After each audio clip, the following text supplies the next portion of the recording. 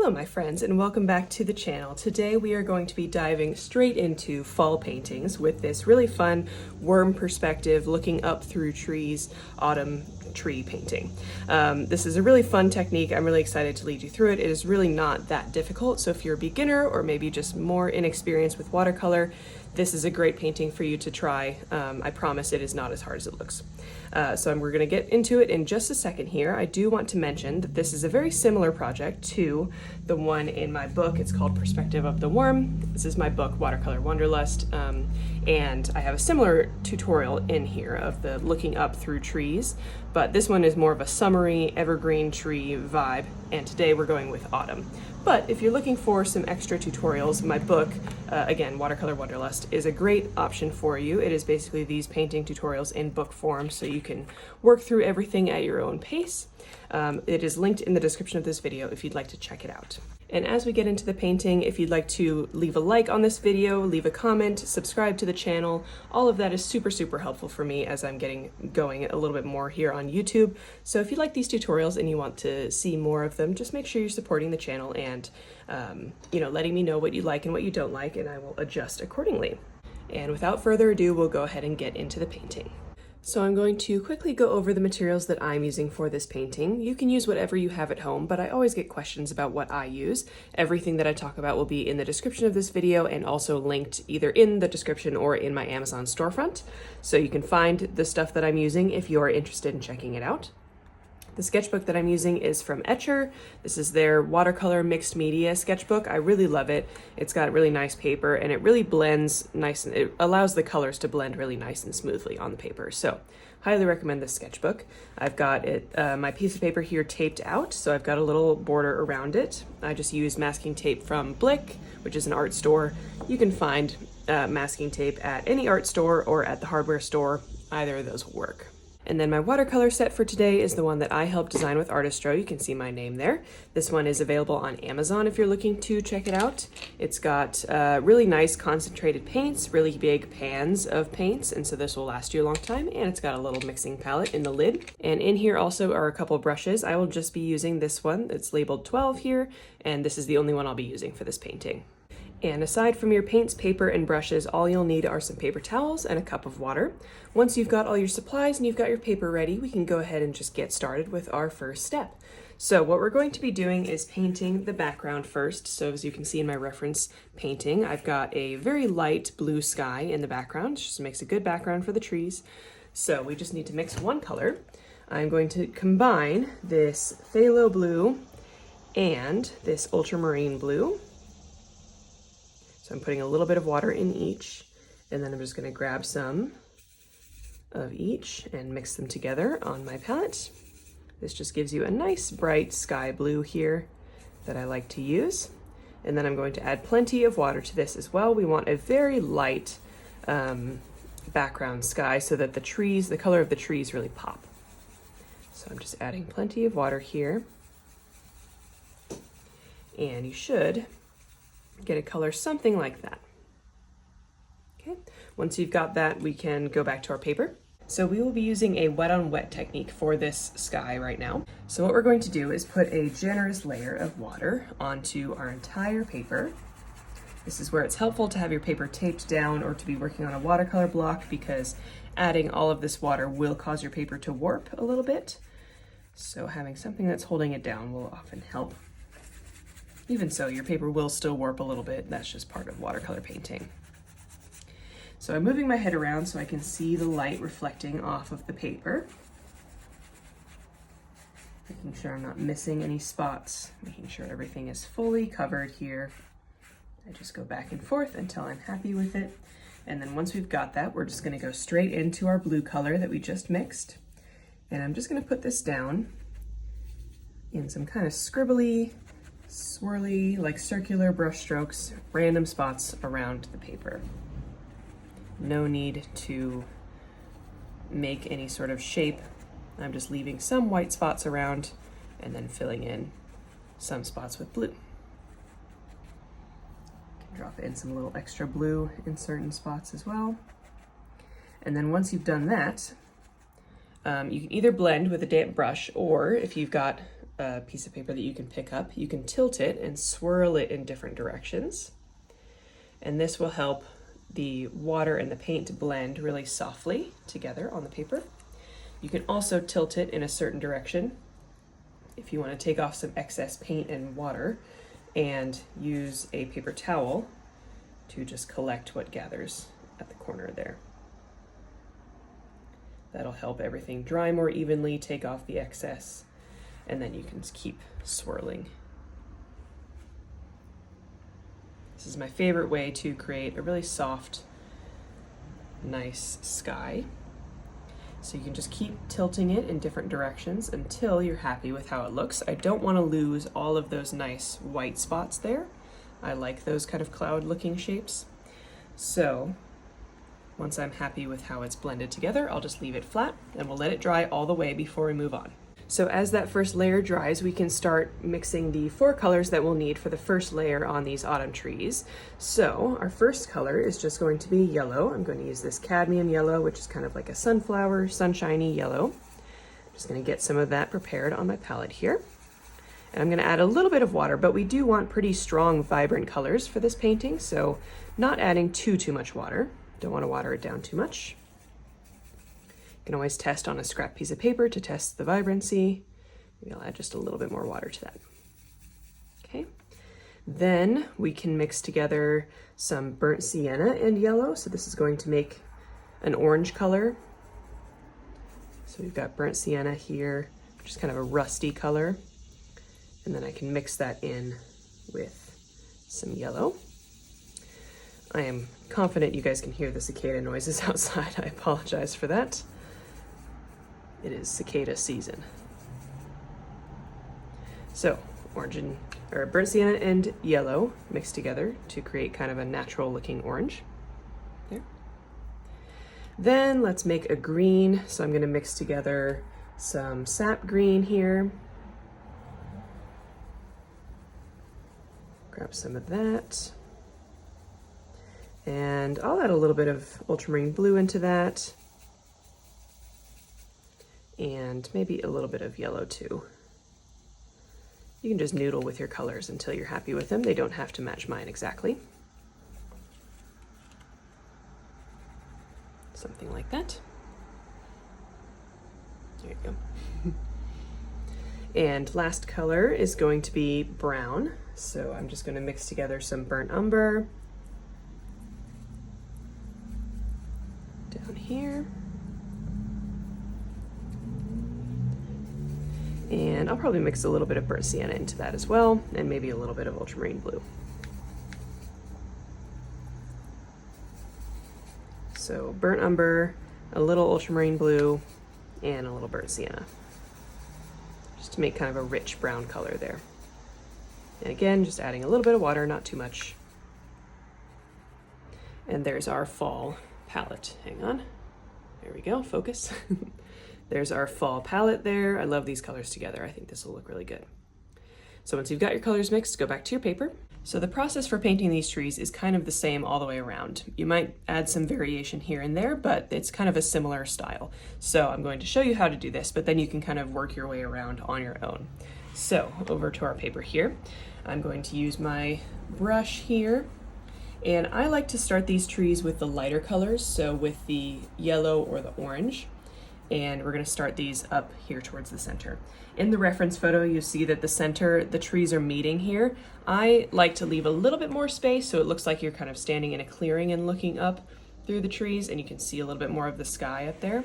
But that's up to you. You can follow the reference photo a little bit more exactly if you'd like. So to do this, I'm just going to start where I want my tree to start. And I'm just going to start with some organic looking dots. I'm going to try and use really light pressure and start filling in kind of a cone shape. Like this. So some areas will be more filled in. We're leaving some gaps in some places as well. Just some little dots and dashes filling in this section. Then once you've filled in a little bit of it, you can switch over to the orange color or any of your other colors and continue that same texture, the dots and dashes, very light pressure, Going down, and you can see that the orange blends in with the wet yellow paint on the paper already. So we can just keep moving down like this, maybe filling in a little bit more or leaving larger gaps. Then we can switch maybe to the green, I don't know. And again, the green will blend with that orange.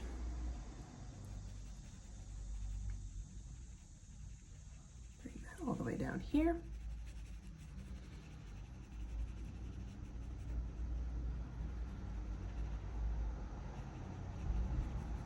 And then maybe we switch to the brown as we get to the very bottom of this painting here, of this tree. Okay, so this is the general tree shape. Then, before this dries, what you're gonna do is go back to any color that you like using. I'm gonna go back to my yellow. You'll probably do this with all of the colors. I'm gonna load up some yellow into my brush, and I'm going to hold the brush just above the painting here, like an inch or two off the painting, and I'm gonna tap it with my finger. And I'm gonna get some paint splatter going on my paper here. Now, note that with this technique, you will get paint everywhere, including your hands, your work surface, your clothes, everywhere, and whatever other painting is here. So I'm going to, in a minute, cover this painting with some paper towels so I don't put more paint splatter on it than I want. But this technique really helps to give that organic tree texture, lots of leaves, little individual leaves here with the brush splatter. That's more random and finer detail than I could ever do with my brush. So I really like to mix in both of these techniques where you sort of paint the base of the tree with your brush, and then you use these brush splatters, paint splatters, to add detail and a little bit of movement there. Okay, so you can do that with as many colors as you want, and then we'll just move on to the next tree. And looking at the reference photo, the next one starts with more of an orange at the top, so maybe I'll start the tree here and go back to that light pressure dots and dashes. And all of the trees should point in towards the center, so it's like spokes on a wheel. All of the trees are coming out of the center, and we're filling them in from there. So there we go, there's that. Then maybe I'll just switch to my brown.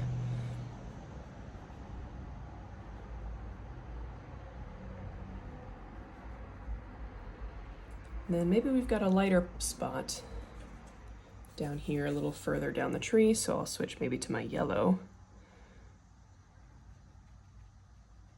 And that'll blend with the brown a little bit. Maybe grab some orange. You can really be creative, really switch back and forth between these colors as you work, because they're all gonna blend together anyway. And that'll give you a nice amount of color variation and interest to your painting. Okay, maybe I'll make one more over here, and then I'll switch back to that splatter technique. Maybe with some green.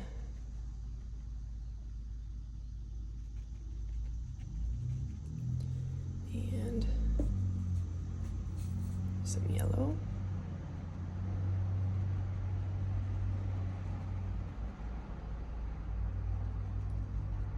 All right. And then I can go back to paint splatter.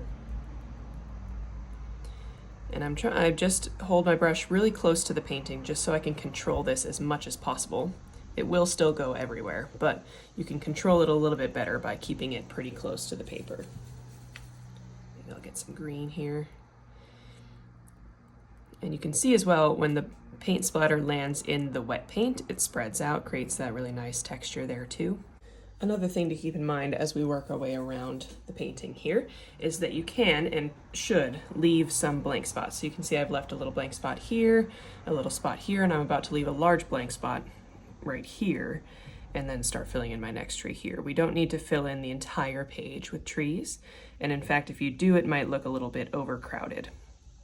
So exercise some restraint and,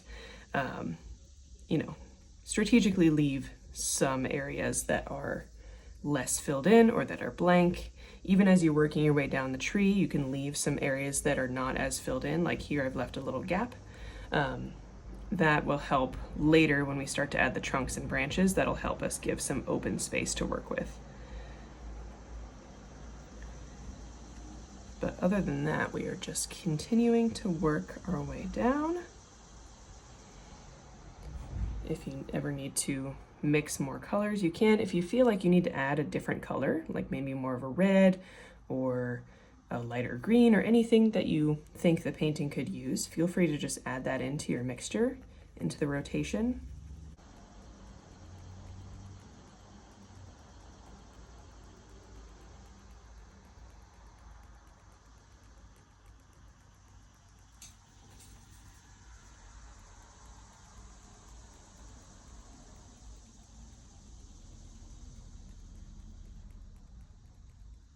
So as I'm getting around to this side, I have covered the other painting with some paper towels just to protect it from any paint splatter. And we're just continuing to add these trees. Again, now that we're here, the trees are going kind of horizontally into the center of the painting. Everything should be radiating outward from the center. And maybe I'll just paint like a fully green tree here. Sometimes there are those trees that stay green after all of the other ones have turned to their different colors. So we'll do a little paint splatter there.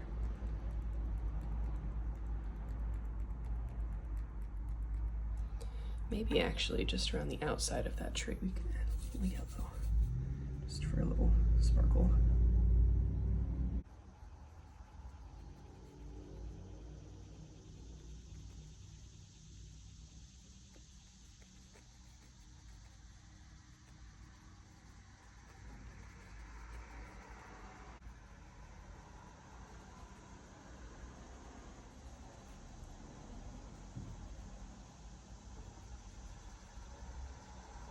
Now that we've painted all the way around, we've got our tree shapes. I am going to add some last paint splatter to this painting here. It does not have to be dry completely. In fact, sometimes it's nice if it's not all the way dry when you do this, but there are some parts that are, and so on those parts, when you do this paint splatter technique, those paint splatters will just stay put instead of spreading out. And so this will help you layer on a little bit of extra texture, add maybe some little individual leaves that are showing up there.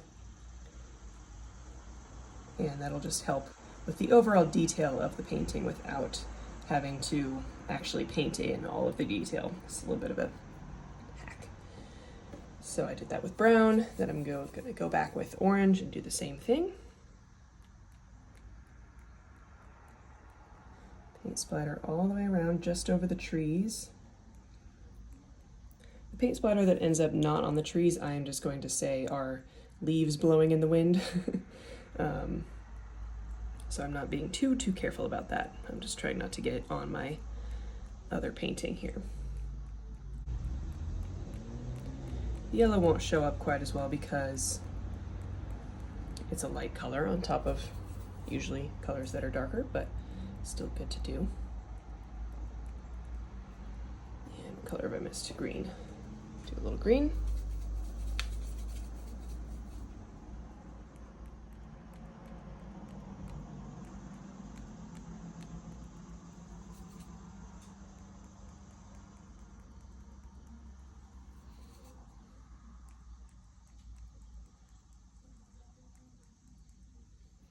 So once you're happy with that, go ahead and let it dry all the way, and then we'll come back and start adding in the tree trunks.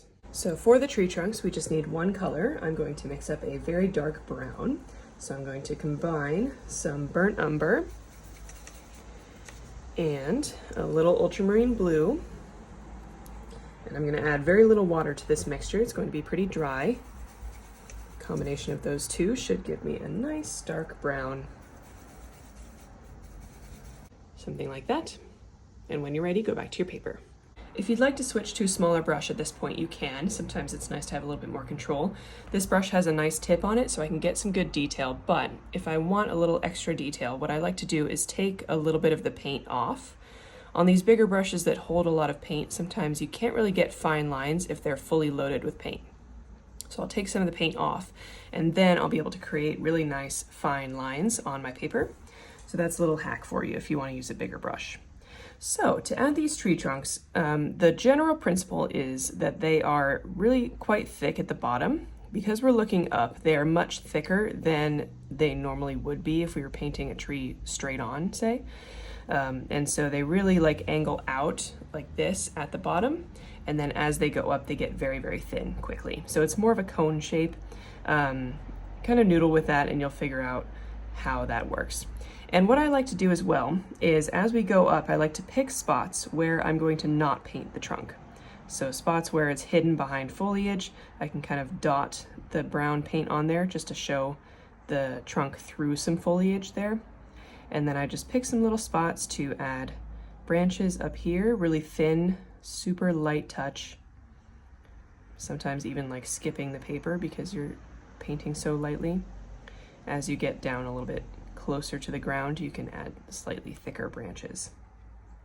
You can add these branches in the spots where there's a gap where you can see the sky through the trees. That's a good place to add little hints of branches. You can add thick branches down here at the bottom, and they can go any direction because we're looking up at them. And so branches kind of grow 360 out of a trunk. And so when you're looking at this angle, you can see them in any direction. All right, and we don't want to overwork it. So I'm just gonna add a little bit of a trunk and a few branches and then move on. We can add, tree branches, trees that are a little skinnier, so maybe the trunk is only that thick at the bottom, and it's going to go up to maybe there. And then maybe we can see it through here. Sometimes the texture of the tree that we painted before will show you where the tree trunk shouldn't be. So like I had a lighter spot right here, so I didn't paint the trunk through that. And same with this one, I only painted the trunk through the darker spots on the tree. I find that that looks really nice. Paint in some branches here. Again, just super light touch with the brush.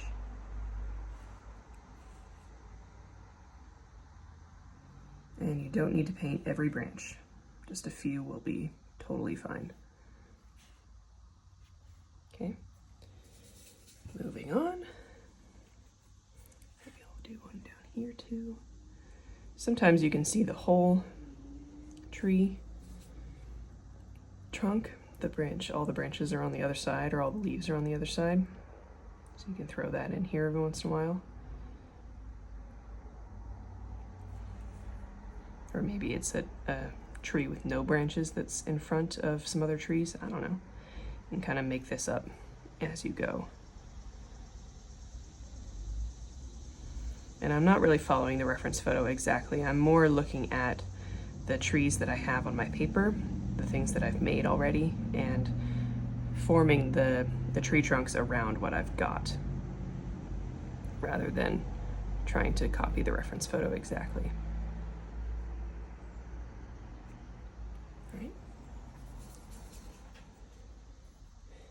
Around here.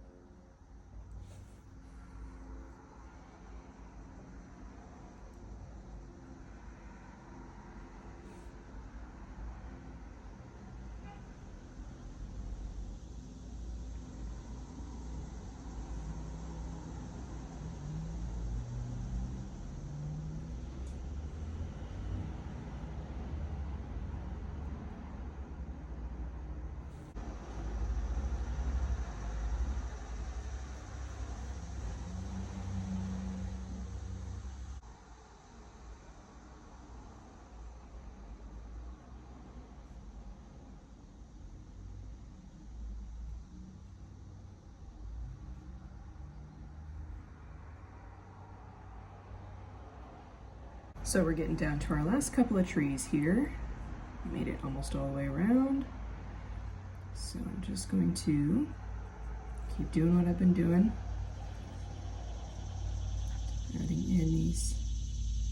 tree trunks and branches.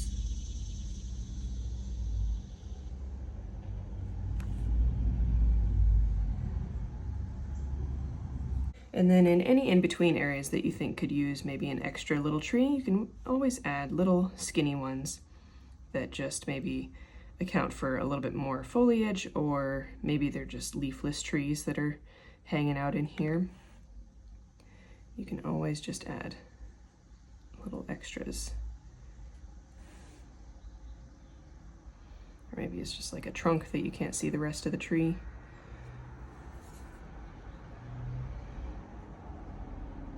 Maybe we've got a collection of little skinny trees over here that all hang out together.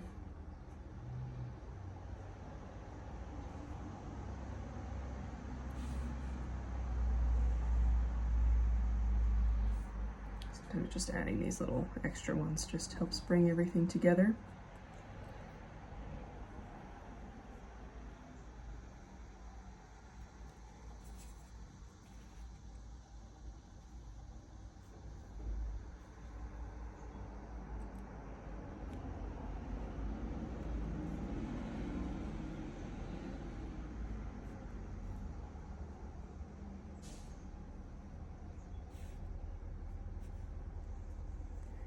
Maybe I'll put one in this open space right here that just doesn't have any foliage.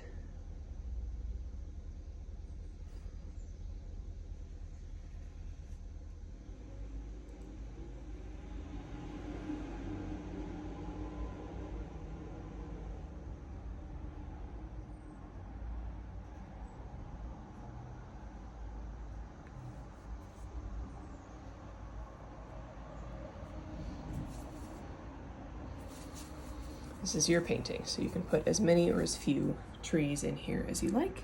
Once you're happy with it, feel free to stop, even if, I'm adding more than you. You're welcome to stop before I do. But I think that's looking good. I think I'm gonna call it there. So with that, we can go ahead and take off the tape, see our final painting.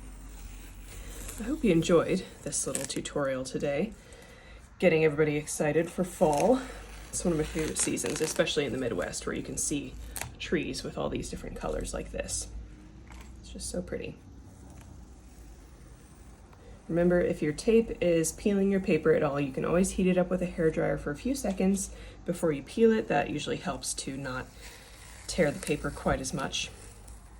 So there's our final painting. I really hope you guys enjoyed painting along with me today. Please do let me know in the comments how this tutorial went for you. I always love hearing your feedback. If you'd like to support me as an artist, you can check out my book, Watercolor Wanderlust. That is linked in the description. You can check out the watercolor palette that I used today, the one that I helped design with Artistro.